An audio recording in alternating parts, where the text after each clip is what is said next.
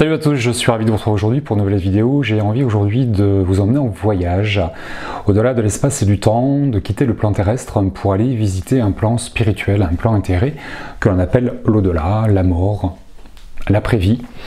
On peut utiliser plusieurs noms qui sont doux et agréables à l'oreille ou à notre conscience pour faire référence à la mort. Lorsque la mécanique, lorsque le cœur s'arrête, lorsque les organes ne fonctionnent plus, lorsqu'il n'y a plus d'essence dans notre véhicule que l'on appelle le corps, lorsqu'il y a une mort terrestre, est-ce que la conscience subsiste Que se passe-t-il? Est-ce que c'est le néant? Est-ce que lorsqu'on est mort, on est mort? Ou est-ce que la vie continue après la vie? C'est une thématique qui soulève beaucoup d'interrogations, que vous y croyez ou pas. Elle peut vous appeler, comme vous poussez à vous écarter de certaines thématiques qui vont venir bouleverser vos croyances, qui vont se relier à celles que vous avez actuellement, ou peut-être en fonction de votre passé ou des étapes dans lesquelles vous traversez, vous allez vous poser des questions sur l'après-vie, et notamment lorsque l'on perd quelqu'un de proche, que ce soit un enfant, un compagnon, un frère, une sœur, un ami.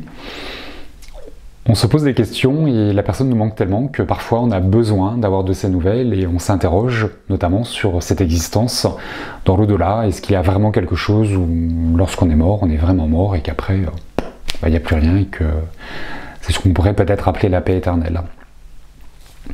Depuis la nuit des temps, depuis des siècles et des siècles, aux quatre coins de la planète, à l'époque où on ne pouvait pas traverser les continents, plusieurs civilisations font référence à un ou à plusieurs dieux, à des contacts avec l'au-delà, à cette après-vie. Il y avait beaucoup de coutumes, de cérémonies pour que les défunts, les pharaons ou d'autres personnes, qu'elles soient élevées socialement ou pas, partent avec leur richesse, soient accueillies dans l'amour, dans l'abondance, que l'âme suive le corps. Il y a plusieurs rituels qui font référence à cette après-vie. Et ça fait des millénaires que nous avons ces croyances qui nous conditionnent, qui nous accompagnent vers cette après-vie qui est possible, ou au contraire de s'en écarter, de se dire que quand on est mort, on est mort. Je pense très personnellement que ces croyances sont très personnelles et qu'on va se coller à ce qui nous rassure et à ce qui nous fait du bien. Il y a aussi cette croyance populaire qui nous laisse croire que si on est gentil, on ira au paradis, pardon, et que si on est méchant, on ira en enfer. D'où vient cette croyance? Il y a vraiment un Dieu punisseur et vengeur qui va déterminer nos actions, d'ailleurs, de ce qui est bien et de ce qui est mal. Est-ce que cette croyance ne viendrait pas de nos peurs ou de notre ego qui, lui, va juger ce qui est bien et ce qui est mal? Mais est-ce que de l'autre côté, les guides, les défunts, ceux qui nous regardent, qui nous aiment et qui continuent à nous voir cheminer, est-ce que celui qu'on appelle Dieu, la source, papa, l'architecte, le créateur, peu importe le nom qu'on lui donne, est-ce qu'il nous punit ou est-ce qu'il nous aime comme une maman aime tous ses enfants ou comme un papa aimerait tous ses enfants? Là aussi, c'est des questions que l'on se pose. Les réponses, où les trouver? Dans une vidéo, dans un livre, dans une bibliothèque, dans une conversation, dans l'histoire, dans nos mémoires culturelles, dans notre éducation. Il est intéressant, je trouve, d'évoluer avec nos croyances, avec nos peurs, avec nos envies, avec ce qui me semble juste, et de savoir les lâcher aussi. On pourrait faire le parallèle avec l'époque où tout le monde pensait que la Terre était plate, et qu'un jour, l'homme a su lâcher cette croyance que la Terre était plate pour découvrir qu'en fait elle était ronde. Peut-être que dans vos croyances personnelles, vous pensez que l'au-delà n'existe pas, et peut-être qu'un jour vous allez vous rendre compte, par vous-même, pas par moi, pas par un médium, pas par un livre, mais juste par vous-même, par un ressenti, par une intuition, par un frisson dans le dos, qu'il y a quelqu'un qui est en train de vous guider, qui pense à vous et qui peut être en train de vous guider vers quelque chose qui est bon pour vous. Peut-être que vous avez une question en tête et que la réponse ne viendra pas de vous, mais des signes de l'au-delà. C'est une thématique qui est vaste, je trouve. Et pour l'appréhender, cette thématique, pour la découvrir, pour la revisiter, il est peut-être intéressant de commencer par revisiter notre vie. C'est quoi la vie? Pour définir ce qu'est la mort, il est peut-être intéressant de revenir au point de départ de la mort, à la vie, puisque c'est la vie qui va créer la mort. Si je suis vivant, si un jour je meurs, c'est parce que je suis vivant aujourd'hui et qu'il y a un truc qui est irréfutable, c'est que nous sommes tous vivants aujourd'hui. Sinon, je ne serais pas en train de faire une vidéo où vous ne seriez pas en train de me regarder. Sauf si vous me regardez de l'au-delà. En tout cas, moi je suis bien ici. Ceci étant, puisque c'est la vie qui crée la mort, est-ce que ce ne serait pas la vie qui déterminerait la mort? Et que pour redéfinir ce que c'est que la mort, il est peut-être intéressant de redevenir de revenir à nos vies et à redéfinir ce qu'est la vie. Qu'est-ce qu'il y a d'ailleurs avant la vie? D'où venons-nous? Dans l'éveil spirituel, on entend souvent parler de l'âme. C'est quoi l'âme? C'est quoi cette conscience supérieure? Quelle est la différence entre l'âme, l'ego, la personnalité, le mental, le moi supérieur? Il y a plusieurs termes comme ça que l'on entend et que parfois on a bien défini, que parfois on a du mal à définir tout ça. Pardon.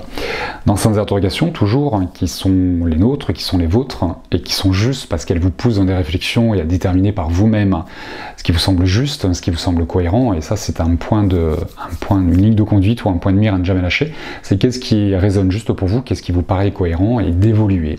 Tout comme un enfant de 5 ans a une perception du monde, qu'il voit avec ses yeux de 5 ans, il y a 10 ans, il a une perception différente du monde dans lequel il est, de ses parents, de ce qu'il est capable de faire.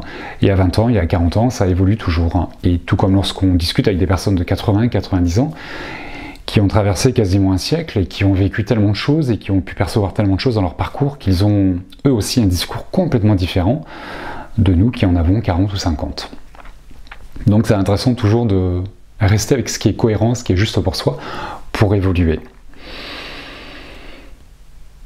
Et si je reviens à notre vie, à aujourd'hui, là, qu'est-ce qu'il y a avant la vie? Parce que notre conscience, notre personnalité, on peut se poser la question de où elle va lorsque le corps s'arrête, mais d'où elle vient avant que ce corps soit ici. Elle vient de papa et de maman, dans l'embryon, dans la gestation, dans les 9 mois de gestation de l'embryon, du bébé. Au moment de la naissance, est-ce que la conscience se crée au moment où l'enfant commence à voir, à entendre, à réfléchir, à faire ses premiers pas? À quel moment il y a une conscience dans le bébé? À quel moment l'âme s'incarne? Et d'où vient notre conscience? Est-ce qu'elle ne viendrait pas d'avant la matière? Il y a peut-être un lien aussi à faire. Comment découvrir l'au-delà, cette mort, si on ne redéfinit pas, si on ne découvre pas vraiment, réellement, la vie telle qu'elle est, et pas forcément telle qu'on l'aperçoit ou qu'on a envie de l'apercevoir. Parce que parfois, on se met dans des œillères et on regarde uniquement ce qui fait plaisir, parce qu'il y a des choses qui font peur qu'on ne veut pas regarder, ou qui demandent de bouleverser des croyances. Chacun croira ce qu'il a besoin de croire, ce qu'il a envie de croire. Je pense qu'il est intéressant de toujours rester souple dans nos croyances et de se dire que j'ai peut-être pas tout découvert, j'ai peut-être pas tout compris, et que je peux aussi peut-être encore m'enrichir de la croyance des autres et de la vérité des autres. L'au-delà, comment rentrer en contact avec l'au-delà? Ben ouais, c'est compliqué. Pourquoi nous, les médiums, nous aurions des contacts avec l'au-delà? Est-ce qu'on fabule? Est-ce qu'on imagine? Est-ce que nous sommes des charlatans? Est-ce que nous sommes des élus de Dieu? Quelles sont nos capacités? Là aussi, on pourrait se poser beaucoup de questions sur comment rentrer en contact avec l'au-delà et comment être sûr qu'il y a bien quelque chose de l'autre côté. Et que lorsque vous faites appel à un médium, il est bien en contact avec votre défunt et pas avec son mental ou avec son ego. Peut-être que vous aussi, vous avez vos perceptions, peut-être que vous passez à côté, peut-être que vous n'osez pas vous faire confiance, peut-être que vous avez peur de vous tromper. Et peut-être que l'émotionnel, parfois, va vous faire défaut, et que c'est très compliqué de percevoir ses propres défunts. On dit bien que ce sont les cordonniers les plus mal chaussés. Là aussi, l'émotionnel, le mental, va bloquer beaucoup de choses. Toutes ces interrogations liées à la mort, à la vie, qu'est-ce qu'on vient faire sur Terre? Pourquoi on s'incarne? C'est quoi ma mission de vie? C'est quoi ma mission d'âme? Qu'est-ce que je suis venu faire ici? Pourquoi je souffre? Pourquoi je suis tout seul? Pourquoi je ne me réalise pas professionnellement? Pourquoi je n'ai pas d'enfant? Il y a plein de choses comme ça qui sont importantes, qui vont nous pousser dans la réflexion, dans les pourquoi, et parfois peut-être même dans le rejet de notre incarnation, et de se dire, mais à quoi ça sert de vivre? À quoi ça sert de mourir? Pourquoi mourir de maladies, de morts violentes, brutales, comme les accidents, les meurtres, les suicides? Pourquoi un enfant meurt? C'est injuste. Pourquoi souffrir par la maladie avant de partir? Toutes ces choses sont des questions fondamentales qui vont nous pousser dans des réflexions et parfois à s'insurger, l'injustice. Et les pourquoi? Pourquoi? C'est compliqué. C'est compliqué la vie. Du coup, la vie c'est compliqué et la mort peut être aussi compliquée. Ou pas. On peut être aussi simplifier tout ça et définir les choses telles qu'elles sont et pas telles qu'on les voit ou telles qu'on voudrait qu'elles soient. Et que pour comprendre le cheminement de l'âme, il faut sortir de l'ego et du mental et de nos peurs et de la petite conscience que nous avons de ce que nous vivons.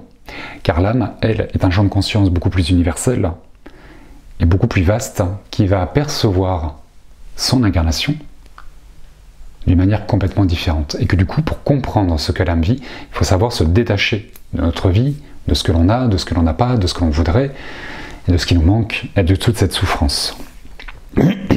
Tout ça est extrêmement compliqué et demande beaucoup de bienveillance envers soi, de sortir des jugements et de se laisser le temps. On peut aussi se demander, de l'autre côté, est-ce que nous sommes tous au même endroit? L'enfer, le paradis, le châtiment divin, toutes ces choses-là, ces croyances populaires que l'on entend. Est-ce que c'est vraiment ce qui va définir l'au-delà et l'endroit où on se trouve, ou est-ce qu'il n'y a pas une autre échelle, un autre barème qui va définir nos actions, qu'elles soient bonnes ou mauvaises? Soit plus ce qui est bon, ce qui est mal, qui peut le dire? Tout dépend de là où on se place et du rôle que l'on joue dans une scène qu'on partage, je trouve. Est-ce qu'on se reverra de l'autre côté? Ces personnes qui sont parties avant nous, est-ce qu'on va les retrouver? Et les personnes que l'on laissera lorsque nous partirons, est-ce qu'elles nous retrouveront? Comment d'ailleurs se retrouver? C'est intéressant aussi de se poser ces questions. Je suis sûr que si vous regardez cette vidéo, vous avez déjà tous posé cette question. Pourquoi on se réincarne? Au bout de combien de temps on se réincarne? Il y a aussi cette peur, souvent je vois dans vos contacts, dans les consultations que je peux avoir avec vous, c'est lorsqu'on fait des contacts médiumniques, souvent vous vous demandez, mais est-ce que je retrouverai mon défunt? Est-ce qu'il m'attendra? Est-ce qu'il ne va pas se réincarner? Les animaux aussi. Où se trouvent les animaux? Est-ce qu'on reverra nos animaux de compagnie? L'au-delà soulève beaucoup de questions, beaucoup d'interrogations. C'est compliqué, cette thématique de l'au-delà. Pour changer de regard sur la mort, il faut peut-être commencer à changer de regard sur la vie. Il y a à peu près 2 ans, mes guides m'ont demandé d'écrire un livre sur l'au-delà, sur la mort, sur la vie après la vie. À l'époque, j'ai dit bah oui, en pensant vous faire un recueil de 10 années de consultations. Ça fait 10 ans, quasiment jour pour jour, un peu plus de 10 ans que j'ai commencé à faire des consultations et 10 ans que j'ai pu m'enrichir des contacts médiumniques, des informations que mes guides me donnent, des enseignements spirituels que je peux suivre et de tous les partages que j'ai pu avoir avec vous au travers de vos consultations, au travers des défunts. Et lorsque mes guides m'ont proposé d'écrire ce livre, j'ai dit bah oui, forcément c'est chouette de partager ces connaissances et tout ce que moi j'ai pu découvrir de la manière dont je rentre en contact avec les défunts, comment se passe une consultation et toutes les perceptions que je peux avoir.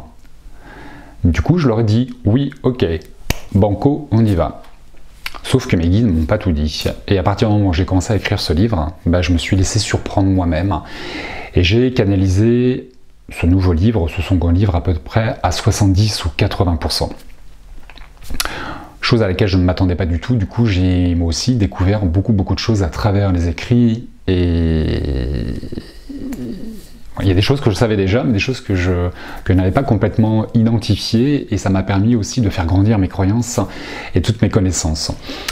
Du coup j'ai pris le temps de finir ce livre et pour répondre à toutes les questions que j'ai évoquées juste avant, d'avoir des réponses et surtout de vous puissiez trouver vos propres réponses à travers ce livre, à travers un recueil de témoignages, de consultations de l'au-delà, de tout ce qu'il est possible de vivre comme moi je l'ai vécu, comme je le détermine et comme il m'a été permis de le voir, comment moi j'ai été projeté dans cet au-delà, comment je suis revenu. J'ai pas fait une EMI, mais je partage un événement de mon adolescence où j'ai vu ce fameux tunnel de lumière que beaucoup évoquent. Il y a beaucoup de choses que je vous transmets personnellement et de recueils que j'ai pu découvrir depuis 10 ans à travers tous ces contacts.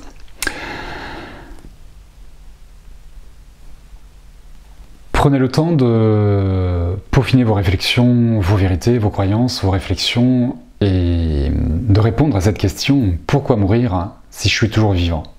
Et que pour changer de regard sur la mort, je suis intimement convaincu, aujourd'hui plus que jamais, qu'il faut commencer par changer de regard sur la vie. Ce récit est un partage de ma vie personnelle, de tous ces contacts, de tout ce que j'ai pu apprendre, où il y a vraiment la présence des défunts. Vous verrez, il y a des chapitres qui sont entièrement canalisés, où des défunts viennent vous parler, peut-être que ce sont vos défunts, vous verrez, de tout ce que j'ai pu découvrir, et comment tout cela s'orchestre de l'autre côté, bien loin du mental, bien loin de nos peurs, bien loin de nos interrogations, de ce que l'on veut, de ce que l'on ne veut pas, de ce que l'on croit, de ce que l'on ne croit pas. C'est une invitation au paradoxe, à entrelacer la vie et la mort pour les redéfinir. C'est une transcendance de l'esprit, un voyage au-delà de l'espace et du temps qui vous pousse et qui demande et qui nécessite de quitter le plan terrestre pour s'élever, prendre de la hauteur, la vision de l'âme et pour redéfinir vos vies. Tous ces deuils, ces départs qui nous font souffrir, parce que lorsque quelqu'un part, il y a forcément un vide qui est laissé. C'est un peu le principe de la mort. Plus jamais je le verrai, plus jamais je l'entendrai, plus jamais je ressentirai sa présence. Je pourrais avoir de bisous, de toucher. C'est compliqué. Les contacts médiumniques vont pallier à tout ça, mais de manière ponctuelle. La médiumnité ne peut pas remplacer ce vide et cette absence. Ça fait référence à la blessure de séparation. Voilà, je vous mets le lien de ce livre qui sortira le 6 novembre, disponible dans toutes les boutiques, dans tous les magasins, le 6 novembre, et qui est déjà précommandable sur tous les sites de vente en ligne, et disponible le jeudi 6 novembre. Je reviendrai vous parler de l'au-delà, de tous ces départs, de nos défunts, où sont-ils, que font-ils, comment rentrer en contact avec eux. Je vous mets aussi le lien de mon site si vous souhaitez en savoir plus sur les formations que je propose, ou prendre rendez-vous pour entrer en contact avec vos défunts ou avec vos guides de lumière, car tout est possible, tout est réalisable à partir du moment où vous décidez d'avancer et d'en savoir un peu plus sur votre cheminement et sur cet au-delà. Voilà. J'espère que ce livre vous apportera du réconfort, une compréhension, un apaisement, si vous êtes en deuil, en éveil spirituel, en quête d'identité, en quête de pourquoi, qu'est-ce que je fais sur Terre, pourquoi je suis ici, pourquoi c'est le bordel dans ma vie, pourquoi je me sens perdu, pourquoi je suis dérouté, d'aller chercher une lumière intérieure, d'aller révéler votre potentiel et d'aller vers quelque chose de mieux pour vous et rien que pour vous, et qu'à partir du moment où vous êtes mieux, de l'autre côté, dans l'au-delà, vos défunts, les personnes qui vous guident et qui vous aiment vont aussi mieux. Là aussi, le lien n'est jamais défait et qu'on est toujours connecté et interconnecté. Voilà, je vous embrasse bien fort, je vous dis à très bientôt pour une prochaine vidéo, et d'ici là, prenez soin de vous.